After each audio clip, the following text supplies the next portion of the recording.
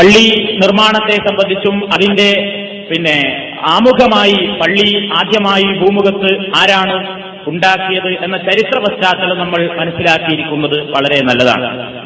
നമുക്കറിയാം, അല്ലാഹു സുബ്ഹാനഹു വ തആല അവന്റെ പരിശുദ്ധ ഖുർആനിൽ പറയുന്നു, ഇന്ന അവ്വല ബൈത്തിൻ വുദിഅ ലിന്നാസി ലല്ലദീ ബിബക്കത മുബാറകൻ വഹുദൽ ലിൽ ആലമീൻ ഫീഹി ആയാതും ബയ്യിനാതും മഖാമു ഇബ്രാഹീം വമൻ ദഖലഹു കാന ആമിനാ. നബി സല്ലല്ലാഹു അലൈഹി വസല്ലമിന് ഇറങ്ങിയ അല്ലാഹുവിന്റെ പരിശുദ്ധ ഗ്രന്ഥത്തിൽ അവൻ പറയുകയാണ്, ജനങ്ങൾക്ക് വേണ്ടി ആദ്യമായി ഈ ഭൂമുഖത്ത് നിർമ്മിക്കപ്പെട്ടിട്ടുള്ള ഭവനം അത് ബക്കയിലെ അനുഗ്രഹീതമായ ഭവനമാകുന്നു. ജനങ്ങൾക്ക് മാർഗദർശനത്തിനായി ഒരുപാട് ദൃഷ്ടാന്തങ്ങൾ അടങ്ങി നിൽക്കുന്ന വിശുദ്ധ ഗേഹം കഅബ ശരീഫ്, അതുൾക്കൊള്ളുന്ന മസ്ജിദുൽ ഹറാം, അതാണ് ഈ ഭൂമുഖത്ത് ഒന്നാമതായി നിർമ്മിക്കപ്പെട്ടിട്ടുള്ള പള്ളി. ഒന്നാമതായി നിർമ്മിക്കപ്പെട്ടിട്ടുള്ള ആ പള്ളി ആരാണ് നിർമ്മിച്ചത് എന്ന കാര്യത്തിൽ ചരിത്രകാരന്മാർക്കിടയിലും പണ്ഡിതന്മാർക്കിടയിലും അഭിപ്രായ വ്യത്യാസമുണ്ട്. ഒരു വിഭാഗം ആളുകൾ പറയുന്നത് ആദം നബി അലൈഹിസ്സലാത്തു വസ്സലാമിന്റെ കാലത്ത് തന്നെ കഅബ ശരീഫ് നിർമ്മിക്കപ്പെട്ടിട്ടുണ്ട് എന്നും, പിന്നീട് നൂഹ് നബിയുടെയും അതേപോലെ തന്നെ പല പ്രവാചകന്മാരുടെയും കാലത്ത് അത് പല രൂപത്തിലുള്ള നാശത്തിന് വിധേയമാവുകയും അങ്ങനെ തേഞ്ഞു മാഞ്ഞു പോവുകയും ഒക്കെ ചെയ്തതാണെന്നും അതിന്റെ അടിത്തറ പണ്ട് മുതലേ ഉണ്ട് എന്നാണ് നല്ലൊരു വിഭാഗം പണ്ഡിതന്മാർ അഭിപ്രായപ്പെടുന്നത്. ശരിയല്ല എന്ന് പറയാനോ 100% അതാണ് ശരി എന്ന് പറയാനോ തക്ക തെളിവുകളൊന്നും ഇസ്ലാമിക പ്രമാണങ്ങളിൽ പരിശോധിച്ചാൽ നമുക്ക് കാണാൻ സാധ്യമല്ലാത്തതുകൊണ്ട് രണ്ട് നിലക്കായിരുന്നാലും നമ്മൾ അതിനെ എതിർക്കുകയോ അനുകൂലിക്കുകയോ ചെയ്യേണ്ടതില്ലാത്ത ഒരവസ്ഥയാണുള്ളത് എന്ന് ചുരുക്കത്തിൽ നമ്മൾ മനസ്സിലാക്കിയിരിക്കേണ്ടതാണ്. എന്നാൽ അതിന് ഏറ്റവും കൂടുതൽ പടുത്തുയർത്തി നല്ല രൂപത്തിൽ അതിനൊരു വിശുദ്ധ ഗേഹത്തിൻ്റെതായ ഒരു പവിത്രതയും അതേപോലെ തന്നെയുള്ള കാര്യങ്ങൾക്കൊക്കെയുള്ള കൽപ്പനകൾ കിട്ടിയത് ഇബ്രാഹിം നബി അലൈഹിസ്സലാത്തു വസ്സലാമിനോടാണ് പടച്ചതമ്പുരാൻ എന്ന് നമുക്കറിയാം. وَإِذْ يَرْفَعُ إِبْرَاهِيمُ الْقَوَاعِدَ مِنَ الْبَيْتِ وَإِسْمَاعِيلُ رَبَّنَا تَقَبَّلْ مِنَّا إِنَّكَ أَنْتَ السَّمِيعُ الْعَلِيمُ. സൂറത്ത് അൽ-ബഖറയിൽ അല്ലാഹു തആല പറയുന്നു, ഇബ്രാഹിമും മകൻ ഇസ്മായിലും കൂടെ കഅബാലയം അതിന്റെ അടിത്തറയിൽ നിന്ന് പടുത്തുയർത്തിയ സന്ദർഭം എന്ന് പരിശുദ്ധ ഖുർആൻ പറയുന്നു. അപ്പൊ അവരുടെ കൈക്കാണ് അതിന്റെ നിർമ്മാണം പൂർത്തിയായത് എന്ന് പരിശുദ്ധ ഖുർആൻ നമുക്ക് പഠിപ്പിച്ചു തരുന്നുണ്ട്.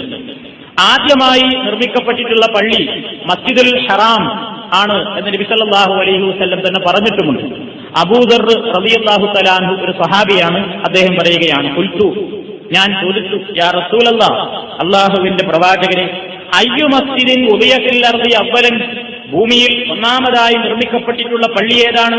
ഖാല, റസൂലുള്ളാഹി പറഞ്ഞു, അൽ മസ്ജിദുൽ ഹറാം, മസ്ജിദുൽ ഹറാമാണ്.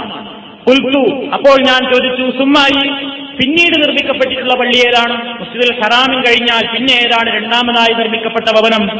ഖാല, റസൂലുള്ളാഹി സ്വല്ലല്ലാഹു അലൈഹി വസല്ലം പറഞ്ഞു, സുമ്മൽ മസ്ജിദുൽ അഖ്സ, ഇന്ന് ജൂതരുടെ പിടിയിൽ അമർന്നു നിൽക്കുന്ന മസ്ജിദുൽ അഖ്സ, ജെറൂസലേമിലെ മസ്ജിദുൽ അഖ്സ, ബൈത്തുൽ മുഖദ്ദസ്, അതാണ് പിന്നീട് നിർമ്മിക്കപ്പെട്ടിട്ടുള്ള പള്ളി.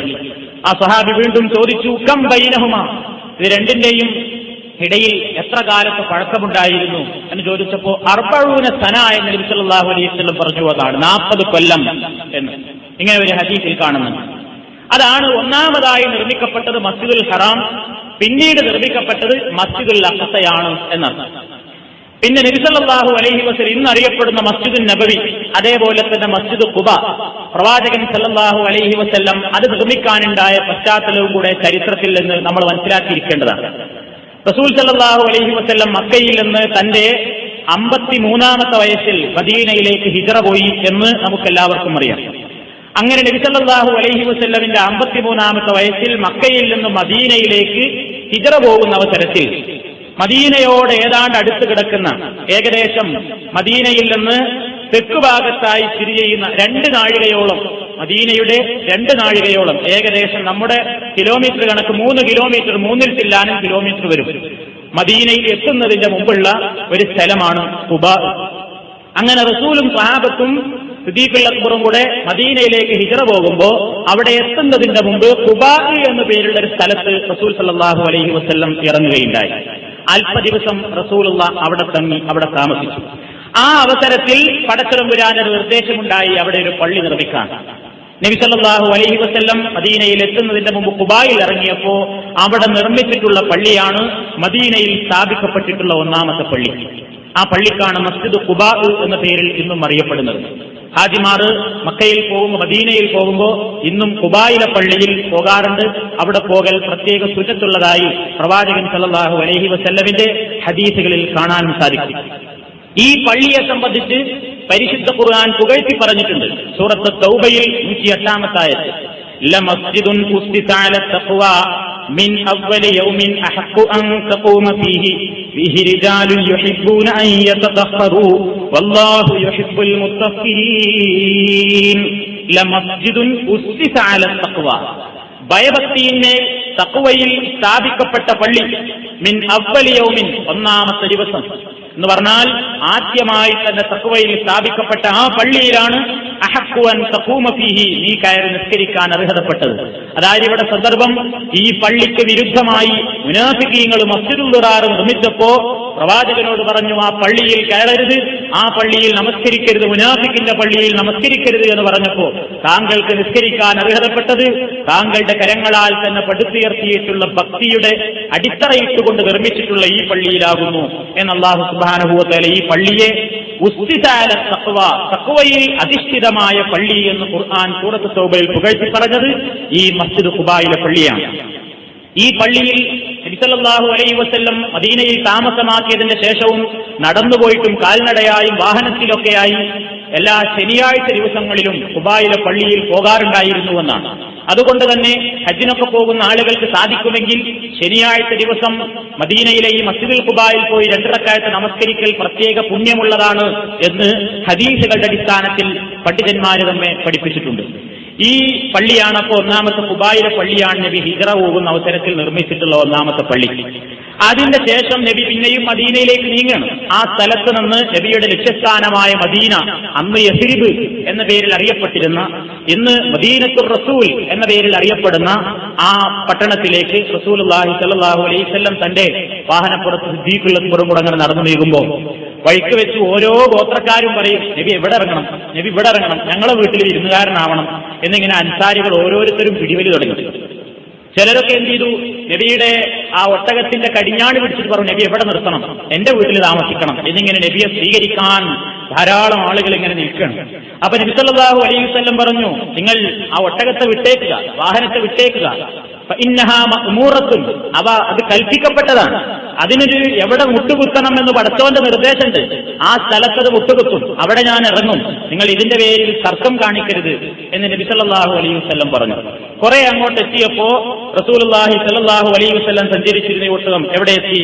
ഹത്താ അത്തത് ബിഫിനാഇ അദി ഇബ്നു നജ്ജാർ, അദി ഇബ്നു നജ്ജാർ ഗോത്രക്കാരുടെ സമീപത്താണ് ഈ ഒട്ടകം നിന്നത്.